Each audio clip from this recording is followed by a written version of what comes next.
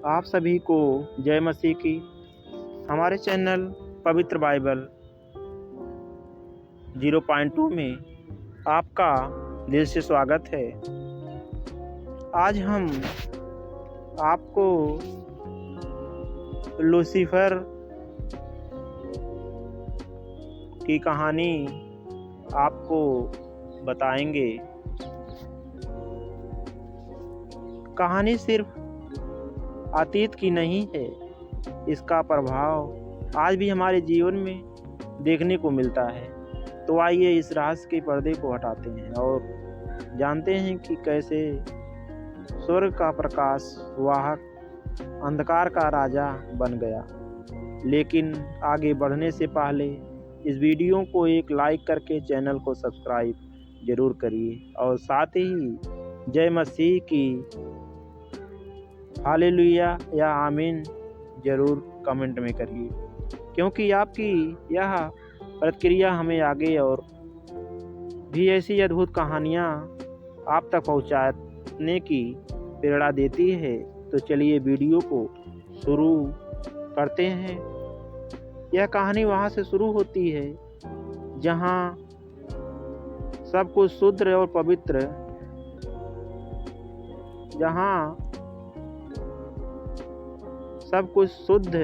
और पवित्र था। एक ऐसी जगह जिसे हम स्वर्ग कहते हैं। यह वही स्वर्ग था जहाँ ना कोई दुख था, ना पीड़ा और ना ही कोई पाप था। यहाँ सिर्फ शांति, प्रेम और ईश्वर का प्रकाश था। परमेश्वर ने अनगिनत स्वर्गदूतों की रचना की जो उनकी महिमा का गुणगान करते थे। लेकिन क्या आप जानते हैं कि इस शुद्धता और पवित्रता के बीच एक ऐसा विद्रोह हुआ जिसने ब्रह्मांड के इतिहास को हमेशा के लिए बदल दिया। लूसीफर को परमेश्वर ने अपनी सर्वश्रेष्ठ रचना के रूप में बनाया था। वह केवल एक स्वर्गदूत नहीं था, बल्कि स्वर्ग का प्रमुख था। उसका नाम लूसीफर का अर्थ है प्रकाश का वाहक। उसकी सुंदरता और बुद्धिमत्ता इतनी अद्वितीय थी कि बाकी स्वर्गदूत उसकी प्रशंसा करते थे। एजकेल 28 वचन के 12 से 15 में लिखा है, तू हर प्रकार की परिपूर्णता का नमूना था, बुद्धि में परिपूर्ण और सौंदर्य में उत्तम। तू परमेश्वर की पवित्र पहाड़ी पर था। तेरा चाल चलन दिन के आरंभ से निर्दोष था, जब तक तुझ में पाप ना पाया गया। लूसीफर को संगीत की कला में महारत हासिल थी। कहते हैं कि जब वह आराधना करता था तो स्वर्ग का हर कोना उसकी मधुर ध्वनि से भर जाता था। लेकिन धीरे धीरे उसकी सुंदरता और शक्ति उसके भीतर घमंड को जन्म देने लगी। लूसीफर ने सोचना शुरू कर दिया कि वह बाकी स्वर्गदूतों से अधिक श्रेष्ठ है। उसने अपने मन में विचार किया, मैं इतना शक्तिशाली हूँ, इतना सुंदर हूँ, क्यों ना मैं स्वयं ईश्वर के समान बन जाऊं। यशाया 14 के 13 और 14 में लिखा गया है, तूने अपने मन में कहा, मैं स्वर्ग पर चढ़ूंगा, मैं अपना सिंहासन परमेश्वर के सितारों से ऊपर स्थापित करूंगा, मैं सर्वोच्च बनूंगा। यह वही घमंड था जिसने लूसीफर को परमेश्वर के खिलाफ विद्रोह करने के लिए प्रेरित किया। वह अब केवल स्वर्ग का दूत नहीं रहना चाहता था, वह खुद ईश्वर बनना चाहता था। लूसीफर ने चुपके से स्वर्ग के 1/3 स्वर्ग दूतों को अपने वश में कर लिया। उसने उन्हें समझाया, हम क्यों ईश्वर की आराधना करें, हम खुद अपने भाग्य के निर्माता हो सकते हैं।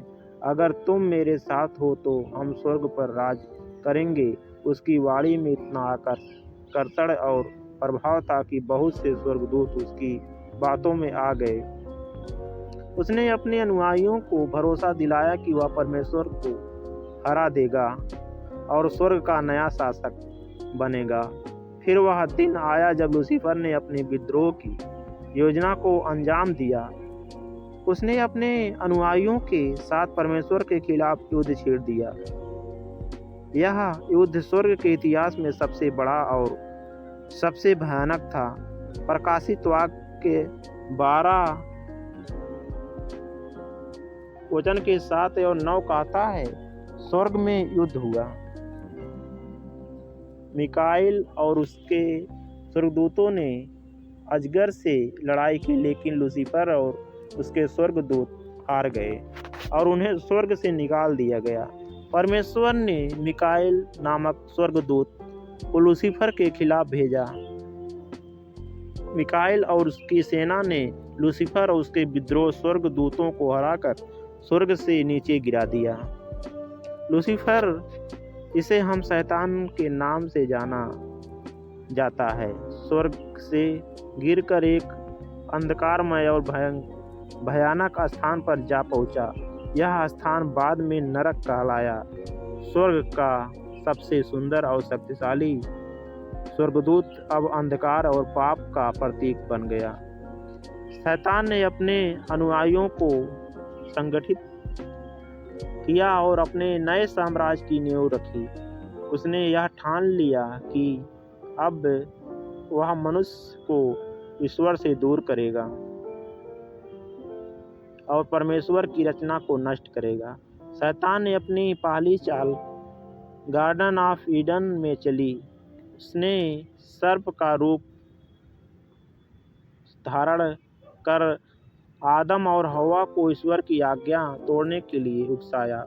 उसने हव्वा से कहा, क्या सच में ईश्वर ने तुम्हें इस वृक्ष का फल खाने से मना किया है? यह फल तुम्हें ज्ञान देगा और तुम ईश्वर के समान बन जाओगी। हव्वा उसकी बातों में आ गई और उसने फल खा लिया। आदम ने भी उसकी देखी वही किया। यह मानवता का पहला पाप था जिसे पतन कहा गया। आज भी शैतान मानवता को ईश्वर से दूर करने की कोशिश करता है। वह पाप, ईर्ष्या, घृणा और लालच के माध्यम से हमारे दिलों में अंधकार भरने की कोशिश करता है। लेकिन परमेश्वर ने हमें अपनी सच्चाई और प्रेम के माध्यम से शैतान की योजनाओं पर विजय पाने का मार्ग दिखाया है। पवित्र शास्त्र के अनुसार शैतान का अंत तय है। प्रकाशित वाक्य 20:10 में लिखा है कि एक दिन शैतान और उसके अनुयायियों को हमेशा के लिए आग की झील में डाल दिया जाएगा। जब लूसीफर और उसके अनुयायी स्वर्ग से गिराए गए तो स्वर्ग में गहरा सन्नाटा छा गया। वह स्थान जो पहले प्रकाश और आराधना से भरपूर था, वहाँ एक गहरी सीख बाकी थी। मिकाइल और अन्य स्वर्ग दूतों ने इस बात को महसूस किया कि गर्व, विद्रोह और असंतोष का परिणाम कितना विनाशकारी हो सकता है। परमेश्वर ने लूसीफर को शाप दिया और उसे बताया कि अब वह केवल अंधकार और विनाश का प्रतीक होगा।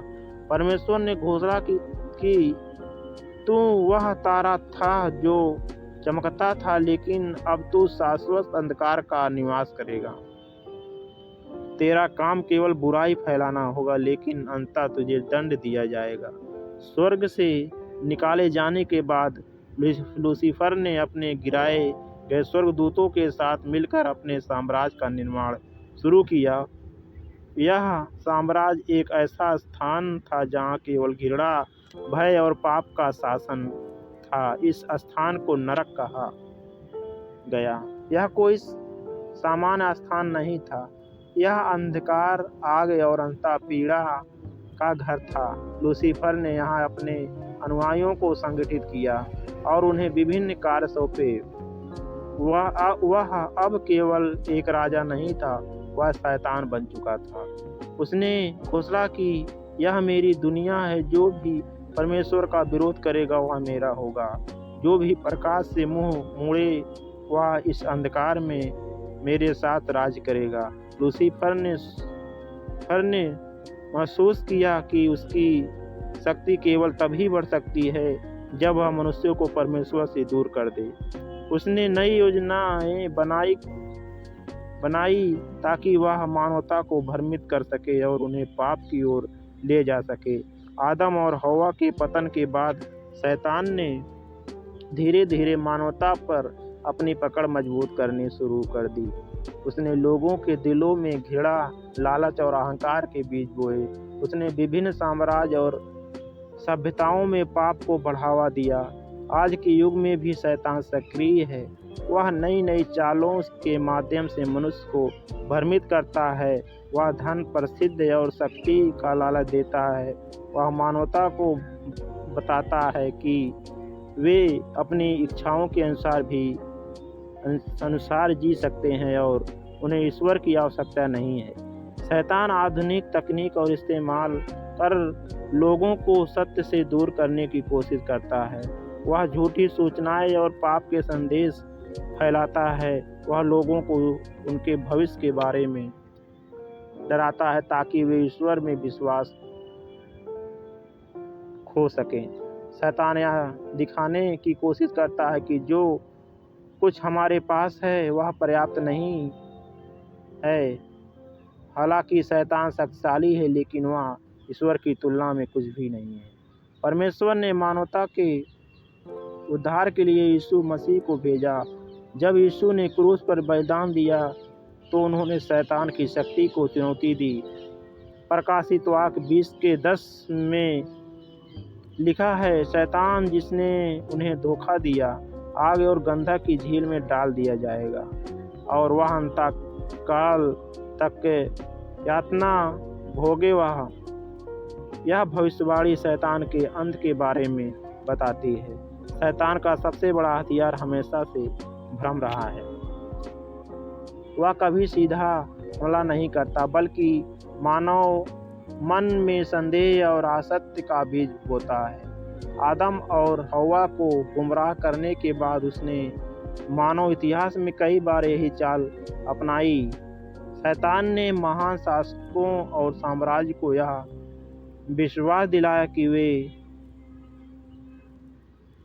अपराधी हैं। उसने फरोहर, दने और हिटलर जैसे शासकों को गर्व और अहंकार से भर दिया, जिसने उन्होंने अपने लोगों को विनाश की ओर ढकेला।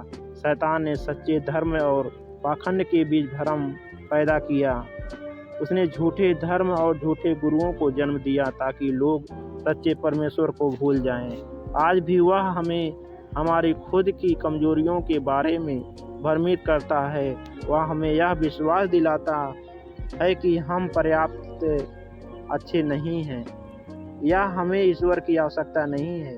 कई लोग मानते हैं कि शैतान सपनों और मन में विचारों के माध्यम से भी हमला करता है। बाइबल में लिखा है कि शैतान झूठ का पिता है। वह कभी कभी सुंदर दिखने वाले सपनों और विचारों के माध्यम से मानव को अपनी ओर खींचते हैं। कोशिश करता है कि एक युवा व्यक्ति जो अपने जीवन में सफल होना चाहता है, उन्होंने अपना सपना देखा कि वह बहुत अमीर हो गया। इस सपने के बाद उसने अपने लक्ष्य को पाने के लिए सभी नैतिक मूल्यों को छोड़ दिया। धीरे धीरे वह लालच और पाप में डूब गया। यह शैतान का जाल था। शैतान केवल भ्रम और चालाकी का सहारा नहीं लेता। जब जरूरत होती है तो वह आक्रामक रूप भी ले सकता है। ऐसी मान्यता है कि शैतान भूतों और नकारात्मक आत्माओं के माध्यम से काम करता है। यह आत्माएं उसका आदेश मानती हैं और लोगों को डराने और परेशान करने के लिए काम करती हैं। शैतान का प्रभाव उन स्थानों पर अधिक होता है जहां पाप और बुराई का बोलबाला है। उदाहरण के लिए युद्ध क्षेत्र, अपराध प्रधान स्थान या ऐसे स्थान जहां काले जादू का अभ्यास होता है। बाइबल में कई उदाहरण हैं जहां शैतान ने लोगों पर अधिकार कर लिया। यीशु मसीह ने कई बार ऐसे लोगों को छुड़ाया। हालांकि शैतान को शक्तिशाली माना जाता है, लेकिन उसकी कमजोरियां भी है। वह परमेश्वर की शक्ति के सामने टिक नहीं सकता। प्रार्थना शैतान का सबसे बड़ा दुश्मन है। जब एक व्यक्ति सच्चे दिल से प्रार्थना करता है तो शैतान उसकी आत्मा को नहीं छू सकता। बाइबल कहती है कि यीशु मसीह के नाम से शैतान कांपता है। उनके बलिदान ने शैतान की योजनाओं को कमजोर कर दिया। जो लोग पवित्र आत्मा को अपने जीवन में स्थान देते हैं, शैतान उनके पास नहीं आ सकता। शैतान का अंतिम उद्देश्य हमेशा से ईश्वर के खिलाफ विद्रोह करना और अधिक से अधिक आत्माओं को अपने पक्ष में करना रहा है। वह चाहता है कि लोग ईश्वर को भूल जाएं और उसके झूठे वादों पर भरोसा करें। प्रकाशित वाक्य में लिखा है कि शैतान को अंततः आग की झील में फेंक दिया जाएगा, जहां वह और उसके अनुयायी अंतकाल तक सजा भुगते पाएंगे। लूसीफर की यह कहानी केवल एक ऐतिहासिक घटना नहीं है, यह हमें हमारे जीवन में महत्वपूर्ण सबक सिखाती है। लूसीफर का पतन हमें यह सिखाता है कि घमंड हमें हमारे सबसे ऊंचे स्थान से भी गिरा सकता है। शैतान हमेशा हमें भ्रमित करने की कोशिश करता है, लेकिन हमें पवित्र शास्त्र में सच्चाई की खोज करनी है। हमें ईश्वर में विश्वास और प्रार्थना हमें शैतान के हर जाल से बचा सकती है। लूसीफर की यह कहानी केवल डराने या रहस्यमय बातें करने के लिए नहीं है, यह हमें हमारे जीवन की वास्तविक से जुड़ने का एक तरीका है। हमें हमेशा यह याद रखना चाहिए कि बुराई कितनी भी ताकतवर क्यों ना हो, अंत में सच्चाई और प्रकाश की जीत होती है। यह भी लूसीफर की रहस्यमय और रोमांचक कहानी एक ऐसा स्वर्गदूत जिसने हम अपनी महानता के घमंड में परमेश्वर को चुनौती दी और अंधकार का प्रतीक बन गया। लेकिन यह कहानी हमें यह एक बड़ा सबक सिखाती है। घमंड, असंतोष और पाप हमें विनाश की ओर ले जाते हैं, और चाहे अंधकार कितना भी गहरा क्यों ना हो, ईश्वर का प्रकाश हमें विजय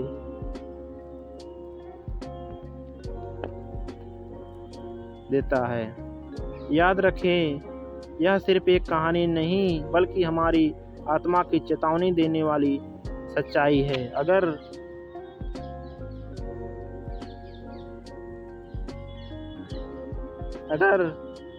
आपको यह कहानी अच्छी लगी हो तो इस वीडियो को अपने दोस्तों और परिवार के साथ शेयर जरूर करें, और हमारे चैनल पवित्र बाइबल 0.2 को सब्सक्राइब जरूर करें। आमीन।